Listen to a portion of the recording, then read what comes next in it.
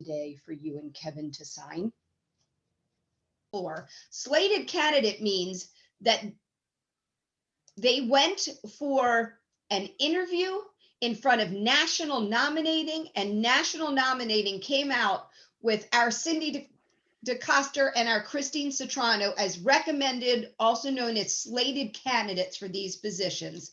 This is incredible for them. This is incredible for our state network, and we need to be spreading the word and supporting them and sharing this information any and everywhere. So Cindy, if you could unmute for a minute and just say hello to everyone, and then I'll ask Christine to please do the same. Thank you so much, Amy, and everyone. Can you hear me okay? Yes, we can. Okay, great. I'm getting weird feedback. So anyway, thank you so much. I really appreciate you guys, all of your support, your efforts and encouragement. It means the world to me. It is absolutely my passion to serve the Women's Council on their mission to advance women as business leaders in our industry and the communities we serve. And I couldn't do it without you and your support, your encouragement, and I thank you so much. Thank you, Cindy. We're so proud of you and look forward to seeing your journey as you continue to national president. Christine Citrano, I know you're driving, but can you unmute and share some thoughts with us? Yes, can you guys hear me? Yeah. Okay, good, because the volume is very low for me, but first of all, thank you so much for all of the support and wonderful encouragement that you all have given me, not only for this run as national liaison for 2022, but just throughout all of the years that I have had the true honor and privilege of serving for Women's Council on a local, state, and national level. I am super excited about the prospect and really appreciate that. Thank you. You're very welcome. Thank you. And I mean it. So proud of you guys, and you represent Florida so well, and we look forward to seeing your journey. I will make one correction. Local network presidents, you are voting delegates at nationals. District vice presidents, you are not. It was the governors who were, that's no longer a position, and I apologize for that confusion. So we look forward to hearing more from Cindy and Christine, and some of our LEAP participants don't know that they're about to get involved in some fun interviews with them, but for a different day. So I'm going to move on. I'm going to try to move on. Oh, you know what? I'm looking at the wrong screen. Okay. So as you all know, and again, thank you for not making fun of my graphics here. As you all know, part of the LEAP program is leadership opportunities. It is opportunities to speak. It is opportunities to be involved where you may not normally be, but it's not always comfortable to do it. So today we've asked one of our LEAP participants, Anna Carreno, to join us. Anna, can you unmute yourself? Hi, good morning. So Anna, I'm going to ask you an honest question for those that are sitting on this call. Are you nervous for today? A tad. Okay. And I love that. It's an honest answer. We all get nervous when we have to speak. And I am proud of you that you showed up early, ready to speak, and are doing the right things. I saw your email to Tina. I saw confirmation. I saw your preparation. And that, my friend, is amazing leadership qualities. Thank you. So no pressure. The floor is yours. Thank you, Madam President. Good morning, everyone. Tina Pugliese, Executive Coach and Counselor for Pugliese Public Relations, has extensive experience in communications management and practice. She has managed national public awareness campaigns, developed clients' strategic messages and marketing directions, handled media relations, and conducted media coaching for a number of national organizations.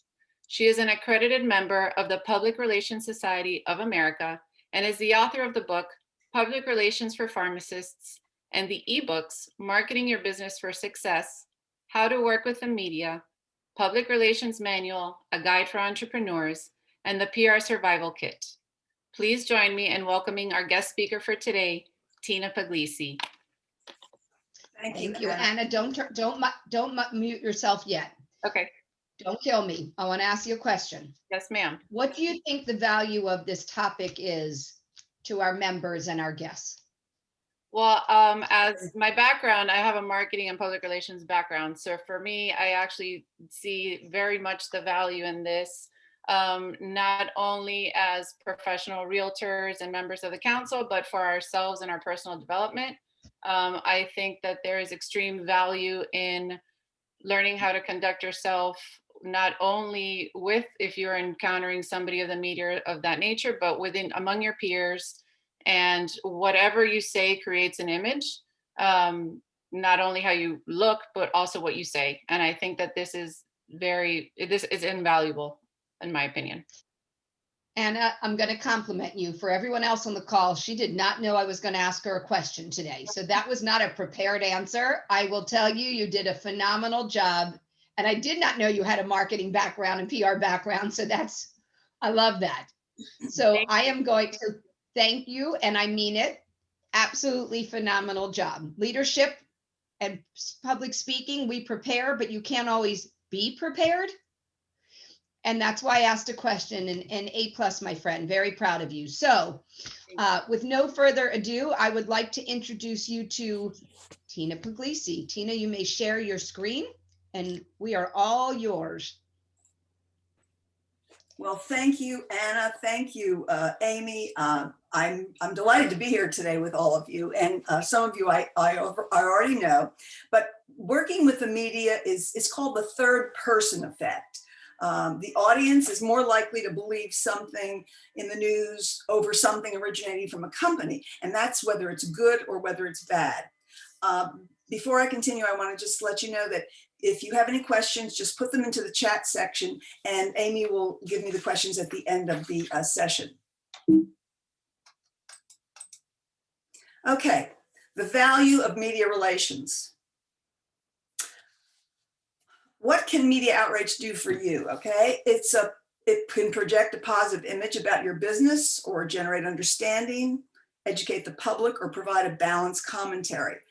Let me give you an example that happened this morning. I was reading the Palm Beach Post, and on the front page above the fold was an article called "County Home Prices Hit a Record High." In that article was quoted a local realtor. Now, how did they find her? How did they know about her? Probably because she's been communicating with the media in that publication for a while, and they knew she had a good reputation. So when they had to have a quote, and they love to do stories and they have to have statistics and background and everything, they called her, and there she was on the front page of the Palm Beach Post today.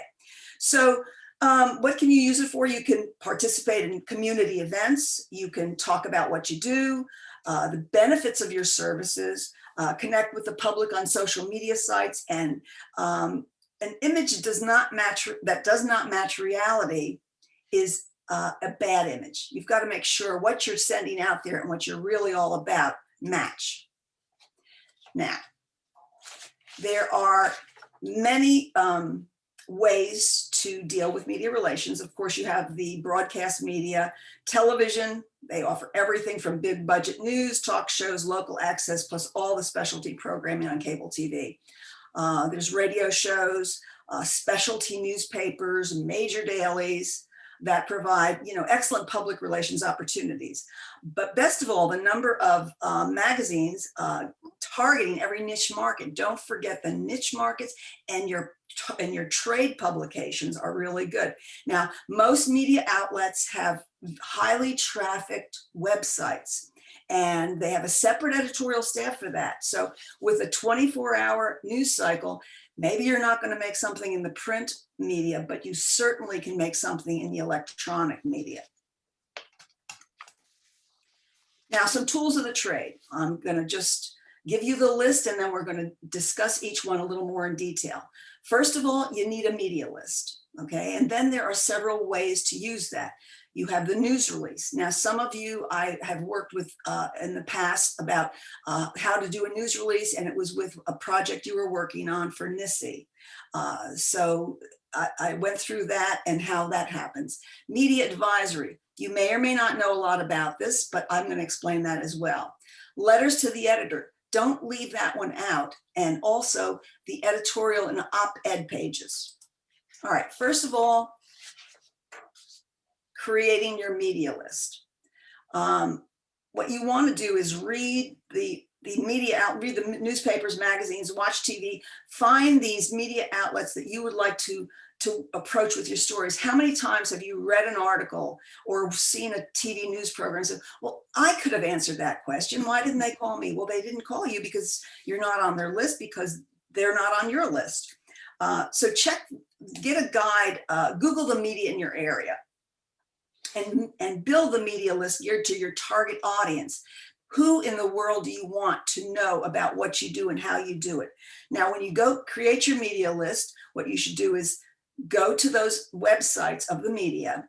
And if you scroll all the way to the bottom, they will say contact us or staff directory. And you go there and you can find the information. When you create your media list, you don't want to just send it to Palm Beach Post editor. No, you don't want to do that. You want to have a name to send it to. Whenever I send out anything for my clients, it will have Jane Smith, Palm Beach Post, and it will, whatever specific area she covers, it will be the correct one. Now, you can do business editors, you can do real estate editors, depending on what you're doing. Now, whether you're doing it for the Women's Council of Realtors on behalf of them, or whether you're doing it on behalf of your own particular real estate business, it doesn't make any difference. But make sure you have all that information, put it into your contacts list so you have it at the drop of the hat. Okay, the news release. As it implies, it announces news. Now, what you would do is at the top of the release, you have a block that you put in every one. It'll have for immediate release and then contact, and then you'll have the name and phone and the name and phone number of the person. Then you have the date of the release, and then you have more contact information. Then you have your headline. The headline should be short and sweet and to the point. It's going to basically say enough things in it that the editor, the reporter is going to look at it and either read it or trash it. So you want it to be eye-catching. You want it to be something that actually makes them read further than the headline. And then in the first paragraph, you're going to do the who, what, when, where, why. You're probably saying, well, you know, then it's all there. And the reason being is because the news release is written in an inverted pyramid with the most important information on the top. And you do that because when an editor cuts a release, they cut it from the bottom up. So if you have the first paragraph, number one, it can be a nice little blurb in the paper, or they can call you for more information. But they know immediately what it's about and if you're interested in it. And then you close with the boilerplate. Now, it used to be that we included the boilerplate as just part of the news release. But recently, public relations professionals have been pulling it out. And instead of having it part of the release, we put about Sotheby's Real Estate or about Smith Realty. And then it's a paragraph, short paragraph. And you put it a little further than the bottom of the page. And the reason you do that is because, especially when you're establishing contact with these media outlets, that you're talking about an award you got, or you're talking about some statistics or a study that you've done. And you're saying, you know, this real estate company has announced this, or a new staff or something. The reporter's going to look at this. I don't know who this company is. So they immediately can look at about. They will know in 2 seconds who you are. They will know that you're a legitimate organization, and they will then decide if it's newsworthy or not. You've got to remember that the 2 questions a reporter or an editor will ask when they get your news releases: who cares and who already knows. Now, about a week or so ago, I had a Zoom call with the health reporters of the Sun Sentinel and the Palm Beach Post. They told us what they like, what they didn't like. This was with a group of PR professionals. And they were really very helpful in telling us what they wanted. And one of the questions in the chat after they were finished was, is the news release dead? Now, here we are, a group of public relations professionals, this is our bread and butter that we're doing here. And we're asking the reporters, are we going to trash this and what else would we use? Well, no. They said, no, please do not do that. The news release is far from dead. That is what we need. That is what we want. So this is going to be the workhorse of your public relations and media outreach program. The media advisory.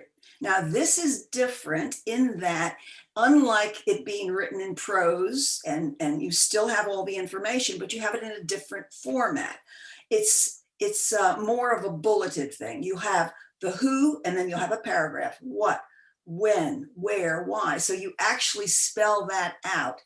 And so basically what it is it's just a form of the news release with all the same information, but in a format that the reporters can see. They can immediately decide, okay, there's going to be a ribbon cutting on this date, or there's going to be a special function on this date, and they know immediately what date it is and the time. And they also see who's going to attend, the mayor, the governor, who is going to attend this thing. So you've got all those points there. Now, what I normally do with a media advisory is I will send it out a week or so prior to whatever the event that it's going to be announcing or the hot issue. And then the day of, I send it out to the same list of media, because if you send it out a week before, they might think, well, I don't have time, or I do have time. And then when it comes to the day of, they've either forgotten it, they've lost it, or they don't know, they don't even remember it. So I send it out that morning.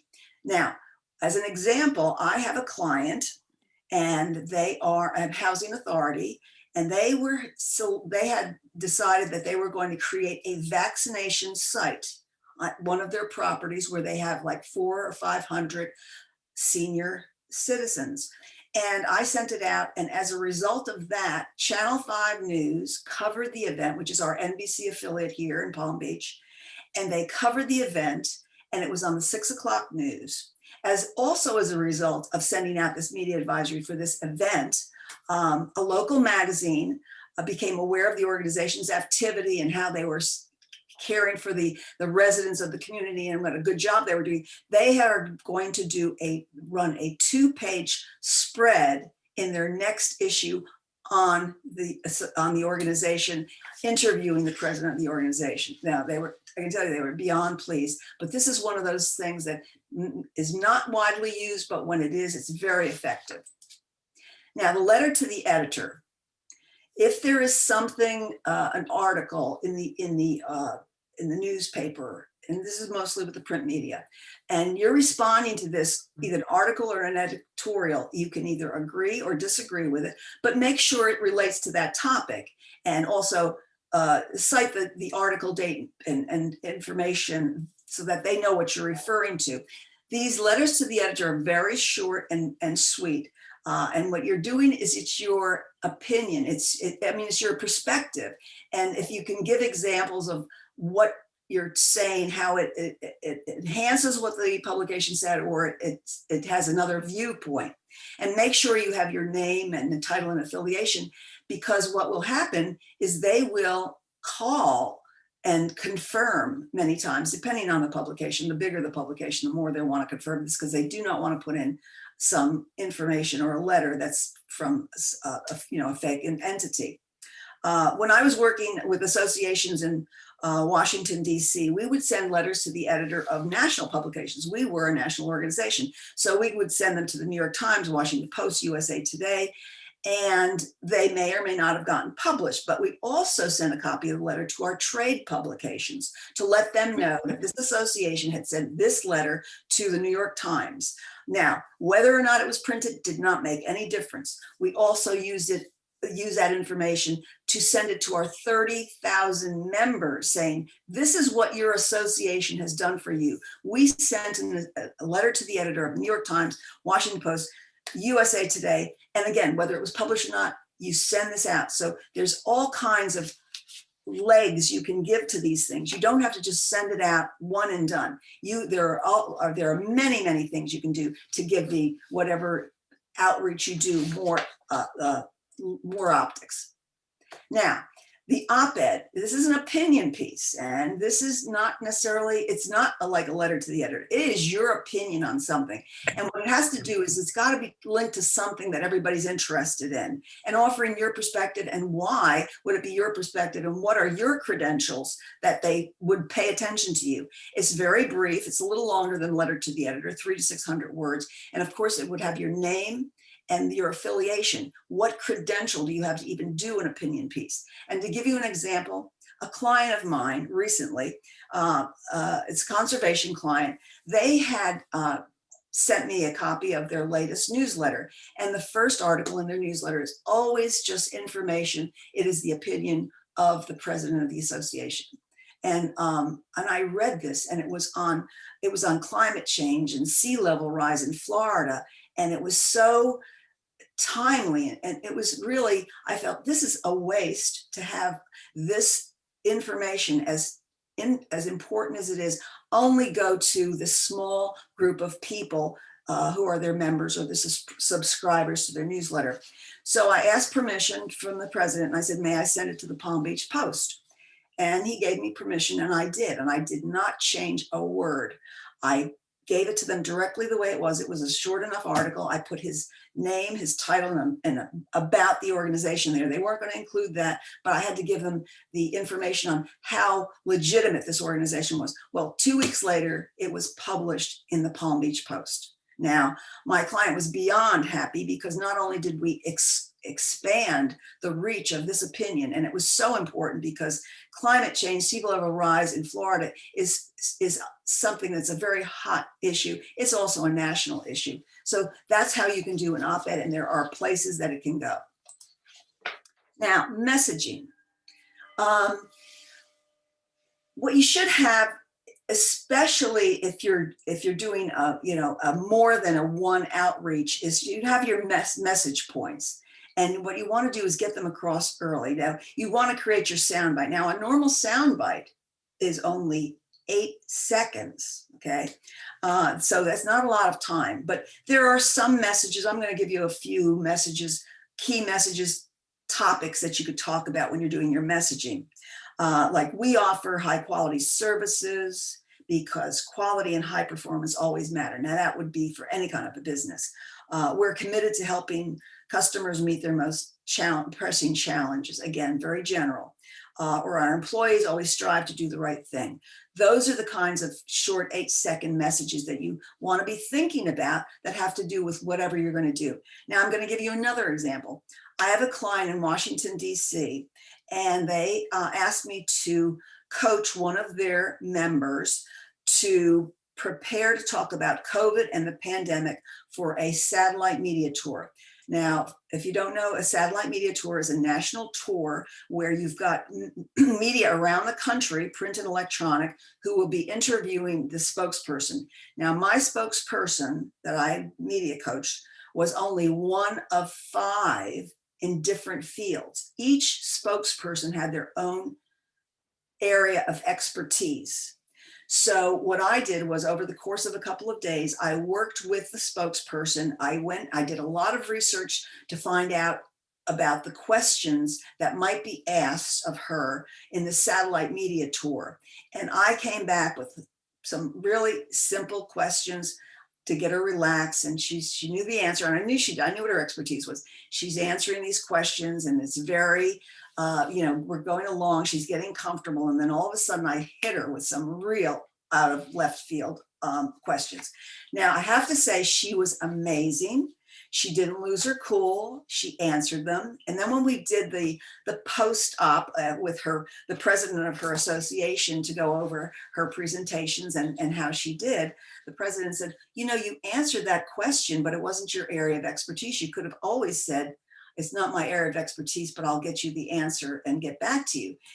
But she answered it, and it was okay. And she says, well, she said, you didn't make that up. She says, no, I didn't make it up. I just knew the answer, and even though it's not my area of expertise. So anyway, because it was such a strategic national program, we had to make sure that everybody was on the same page on it. So that's the messaging. Now, the content of the messages, I want to localize the story or issue. Now, the one thing every media person I work with has to say is, you want local people to talk about local issues, because if you don't have, national people are not going to necessarily cut it. We can read about that in the national publications. So you want to localize national stories. That was what I've been doing with a lot of my clients because of the COVID, because of the pandemic. You would think, well, that's taking over the news. Well, no, not necessarily, because many of my current clients can tie in with the COVID, the pandemic, in ways that they're dealing with it. And those are the issues that the media are interested in. The Palm Beach Post and the Sun Sentinel and all the locals. And of course, wherever you are in your area, they want to know how you're dealing with that in Bradenton, in Sarasota, in Jacksonville, wherever you are. They want local people to talk about how these things are going to affect them. And of course, if you have facts or statistics or tangible examples, like they will remember your examples. If you had clients that overcame something because of the COVID, because of the climate, because of any issue that's national, you can localize that. Now, no comment. First of all, it makes you sound guilty, even if you're not. And if you cannot answer a question, just try to explain your reasoning. It's not my area of expertise. I will find out the answer and get back to you. We're currently under litigation for that and we can't discuss it, but no comment is not an answer. And you see it on TV all the time and they make it seem like it's an okay thing to do. It's not okay. And so don't ever do that. Now, off the record, this is something that you really need to know about and be protected against, because you can have a conversation with a reporter and you can say, I'm going to tell you this off the record now, right? You're not going to say it. You're not going to say anything, right? And the reporter will say, yeah, absolutely. I will not say anything about it. But once you've told the reporter something off the record, they can go to another source. They can confirm that information. They can run with the story. And you're going to see it in the media the next day. And you're going to be so upset because you said, oh my God, they're talking, that's what I told them. Well, they didn't quote you.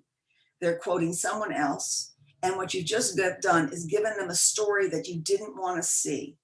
And so do not go off the record, because again, they will not quote you. That's true. They'll keep their word, but they're going to go with the story if it's a good story. All right, if you don't know the answer, again, don't lie. And again, my client up in Washington, she didn't lie. She just used her logic and she came out with the right answer, but she was very lucky that she did that. She could have referred them to one of the other spokespersons. So if you don't know the answer, just tell the reporter you don't have the answer, and then follow up later with the information if you can get it, or refer them to another spokesperson who can answer the question.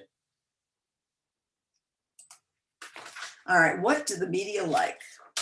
Well, clearly it has to appeal to their audience, and it can be controversy, conflict. They love that. They can have stories that create higher ratings or new angles on current issues, and accurate background information. Now, you may be aware that there are certain months on TV that are called sweeps months. And the sweeps months are February, May, and November. You will also notice that during February, May, and November, they have new programming on. The news programs are more controversial, there's more hot button issues discussed. And they're doing that because in the sweeps months, that is when the advertising rates for the TV stations are determined. So the bigger the audience, the higher advertising rates the TV stations can charge. Now, I want to give you an example of how I dealt with one sweeps situation. I was with a national association from Washington. We were having a meeting in Florida, and I was the PR director. So I was setting up all of these interviews with TV and print at our meeting. It was a 5-day meeting, and they wanted to talk to experts about whatever. And a reporter set up, this was in March of that year, and a reporter set up an interview with one of my experts. He happened to be a pharmacist, and the pharmacist was I had media trained him. He was one of my best spokespersons, so I was really confident with what was going on. So the TV camera comes in, they start rolling, and the reporter starts asking some simple low ball questions. The spokesperson, he's getting comfortable with this interview because it's like, oh, we're talking to a friend. Don't ever think you're talking to a friend. Just be always aware. But all of a sudden, he switches gears and he said, "Are you pharmacists trying to kill children?" Well, whoa. I was like, fortunately, he didn't flinch. I did. I was behind the camera and I flinched. And I thought, what is he talking about? Well, it turned out he had an agenda. Apparently, there was a story that he was going to run during sweeps in May, 2 months later, to show you how far in advance they plan these sweep stories, that he had gone into a pharmacy and he had gone to the children's medication section, and the price was put over the expiration date of the medication. And so it was like, and these were expired meds. And so fortunately, the pharmacist, well, first of all, the pharmacist does not stock the shelves. There's a stock person who does that. And clearly that was an oversight on where they put it. So, and I mean, he was very logical about what he did. They did run the story in May. They did try to make it, oh, pharmacists are killing children. It didn't come off the way they wanted it to. And it was like a 2-day sequence of a segment on the TV show down here.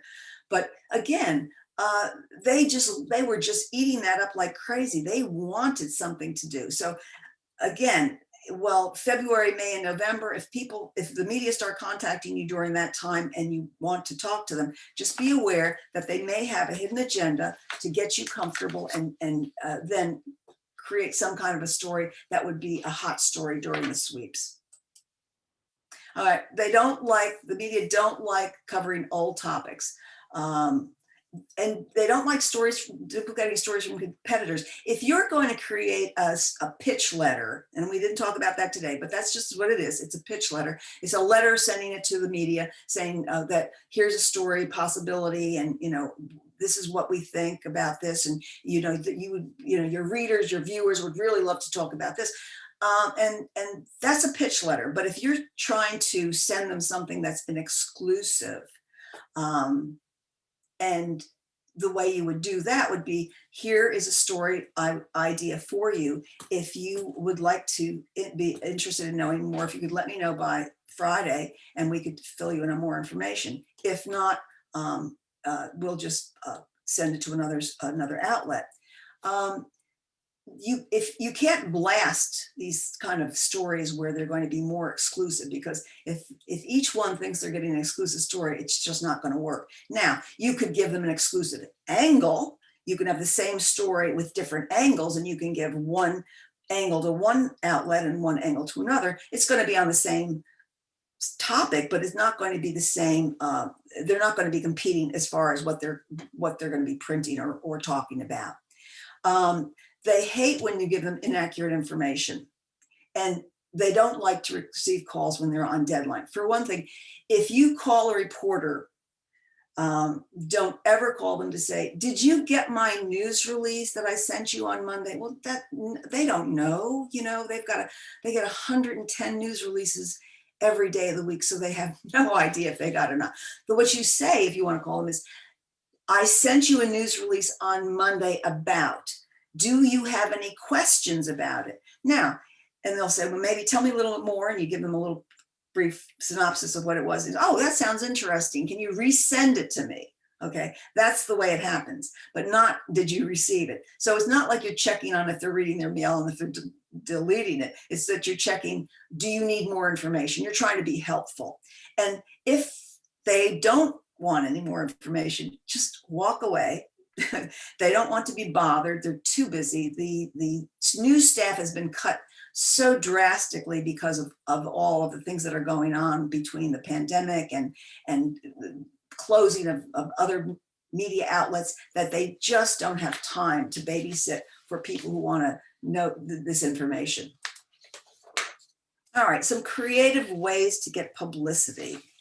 Okay, well, you can create a survey and release the results. This can be a survey of maybe your clients. It can be a survey that you produce on something that relates to your business. It can be an informal survey. You can create a top 10 list. Now, no matter what business you're in, you can create a top 10 list, and like 10 reasons to save money, 10 reasons to refinance your home, 10 reasons people file for bankruptcy, 10 reasons to choose whatever the school or business is, things like that. And also you can do with holidays. Now, Washington's birthday, you can tie in with why honesty is important in business. For Halloween, you could say something like how to not be scared of a particular problem in your area. New Year's Day, how to start the new year off right in your area. Or you can sponsor a community project. If you've raised money for a Little League ballpark, if you sponsored some kind of a service club, if you've done anything like that, that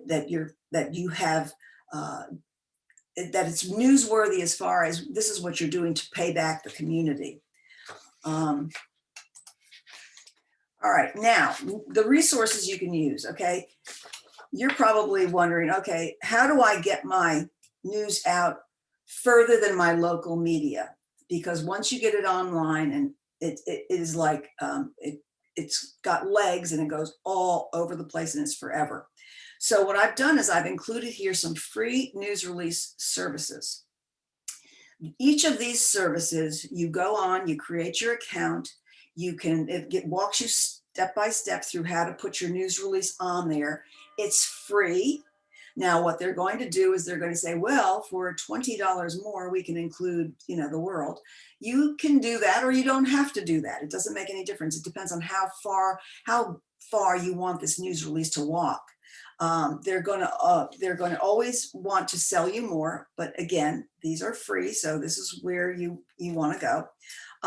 But they do a really good job for a free service. Now, you want to go to their websites to get all the details and find out, what the parameters are, how you can use them, etc.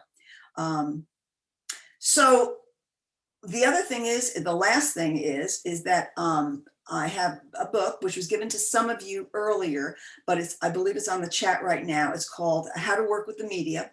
It's a PDF book, and what it does is it takes what I've given you in this brief time this morning, and it gives you chapter and verse. It gives you examples. It gives you everything you need to know. I mean, this is just a brief, broad overview of how we can do this quick. But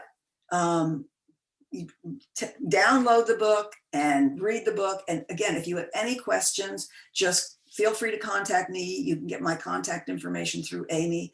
So again, thank you for your attention. And Amy, I will turn it over to you. Thanks, Tina. If you could stop, perfect, sharing your screen. So a couple questions. Did everyone see that I posted the PDF, How to Work with the Media? It's in the chat for you. Before I turn this over to another LEAP participant, I want to confess something. Did you all know sweeps was real? Because I first heard that in the movie God Almighty, and I did not know that was real. I thought they made it up for the movie. So confessing that. Do you remember that? The big sweeps thing from that movie with Bruce? What's his last name? No, John Kerry. His character was Bruce. Anyway, I am going to turn this over, nothing like putting another LEAP participant on the spot, although she's smiling. I'm going to turn it over to Anita Lambert, who's going to do a quick summary and wrap up of Tina's presentation, and then I'll come back in and we'll answer questions, etc. So Anita, floor is yours. Well, thank you very much for giving me the opportunity to do a real quick summary. I think the best idea is, since Tina shared so much incredible information with us here today, is to go to her book and go to that PDF and download it. Tina, we thank you so much for your time and energy, and we look forward to working with you in the future. I think this is you gave us so many details that we really, in order to benefit, we really need to work with you personally in the future to benefit from all these things that you did tell us today about how to work with the media. And we really appreciate all the links and telling us where to go and how to talk to the reporters. I think that's critical in dealing with people and knowing how to talk to them, because like you say, the staff's been cut back so much. But I really learned a lot about the sweeps months too. I didn't realize about that. And then the fact we really need to be careful on how we do speak to people and share information. And then the creative ideas that you gave us on ideas for releases and things like that. We really do appreciate that. So we look forward to working with you more in the future, and we thank you very much for your information today and your time. Thank you, Anita. Thank you. You're welcome. Anita, 15 minutes ago, Anita got a text from me that said, how about you close this meeting? So amazing job without any preparation. Sienna, Thank you're you. not alone. Thank you. The rest of the week participants on the call are like, holy cow, I'm going to be called on. Not today. You're okay for today. Couple things. So I've shared with you in the past, Tina works with Noreen, my business partner, and I, and does public relations for our team. And I want to share how you can benefit from the public relations, whether it's for your Women Council business or for your own business, right? Yeah. I shared on the last call, but not everyone was on there. Tina, I know painfully for Tina, every month we do our calls, asks us to write articles. And Noreen and I hem and haw because that is not my forte. But I write the articles and send them in, and Tina submits them. And one of our articles got picked up. Don't remember which magazine it was, but out of the blue, I get an email from someone who said, I read your article.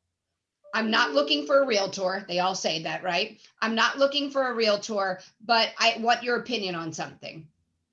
So I answered it. She came back the next day. I have another question, but I already have a realtor. I said, no problem. We're glad to be your experts. Next day, third email. I'm looking for a home. Can you help me? Absolutely. Let's get on the phone and talk. Her budget, $1 million. Whoa. So, and we closed her. Yep. And I love her, but as high maintenance as she was leading up to it, it's the same personality, but I will take it 10 times over, and I'm not sharing her name. But got another one 2 weeks ago from someone who said, I was in my Harley Davidson dealership waiting for my bike to be repaired and read one of your articles. So I'm here to tell you it does work. I write the articles and Tina fixes them, is how I say it. We have been published, we have been interviewed. It works. Guys, we're doing so many amazing things for our own businesses and for our Women's Council businesses.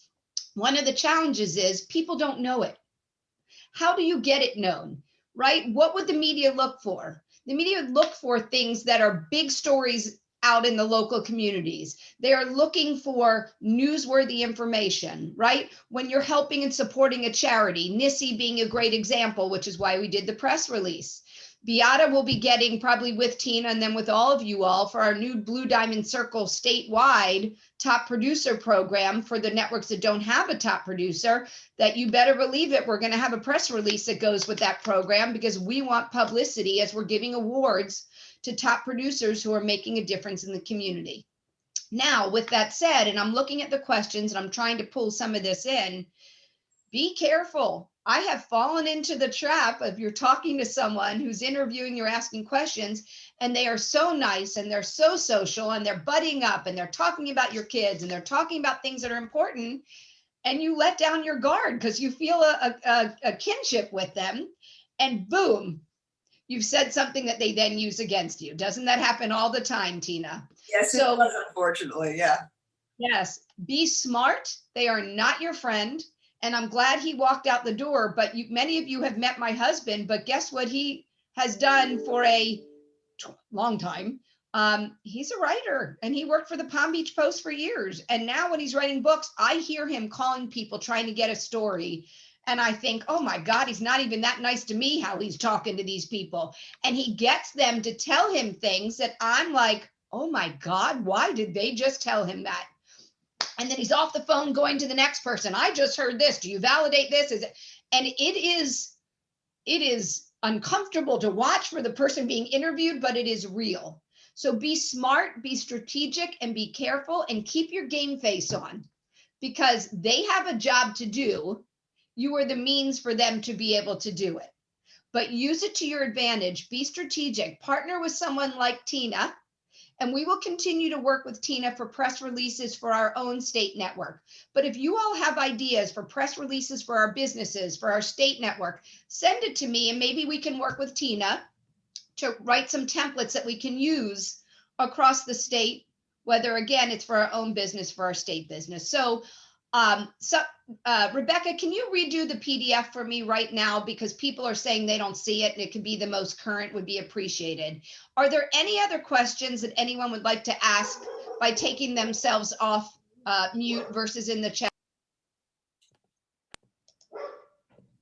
Any questions before I let you all go? Any comments? Any LEAP participants want brownie points and proactively talk without me calling on you on our next call? Nothing. All right.